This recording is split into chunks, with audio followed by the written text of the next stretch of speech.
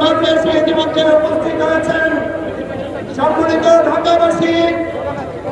আমরা পরিষ্কার ভাষায় বলতে চাই 2026-এর 12 ফেব্রুয়ারি শুধু জাতীয় নির্বাচন অনুষ্ঠান হয় নাই, একটা গণভোট নির্বাচিত নির্বাচন হয়েছে।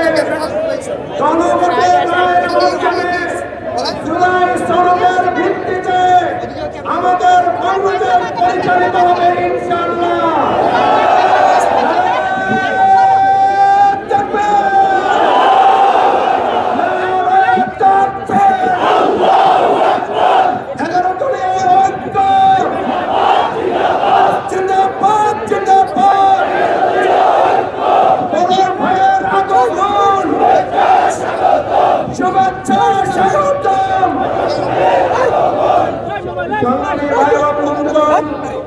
আমাদের মাঝে ইতিমধ্যে এসে উপস্থিত হয়েছেন বাংলাদেশ জামায়াত ইসলামীর সংগ্রামী সেক্রেটারি জেনারেল, গত জুলাই আগস্ট আন্দোলনের অন্যতম সিপাহসালার, বিগত 15 বছর জেল জুলুম নির্যাতনের অধিকাংশ সময় যিনি জেলখানায় অতিবাহিত করেছেন, সংগ্রামী জননেতা, মুসলিম জননেতা রেকর্ডে দিয়ে বসে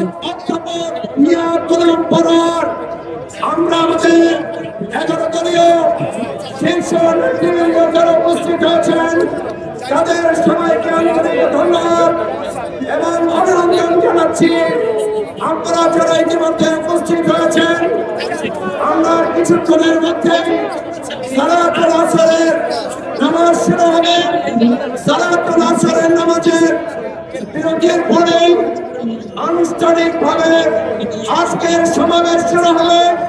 সমাবেশের পর আমাদের বিক্ষোভ মিছিল শীর্ষ নেতৃবৃন্দের নেতৃত্বে শাহবাগ পর্যন্ত আমরা গিয়ে আমাদের কর্মসূচি সফলভাবে আপনাদের সার্বিক সহযোগিতার মাধ্যমে সম্পন্ন করতে চাই।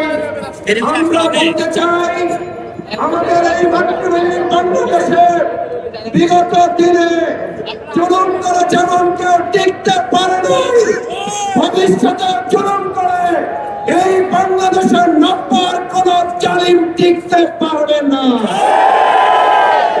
আসুন আজকের এই নির্বাচন পরবর্তী 3 দিনের মাথায় আমাদের কেন বিক্ষোভে নামতে হলো, কেন আমাদের সমাবেশে মিলিত হতে হলো, তার জবাব আমরা আমাদের জনগণকে সাথে নিয়ে সংসদে এবং রাজপথে তুলে ধরবো ইনশাআল্লাহ।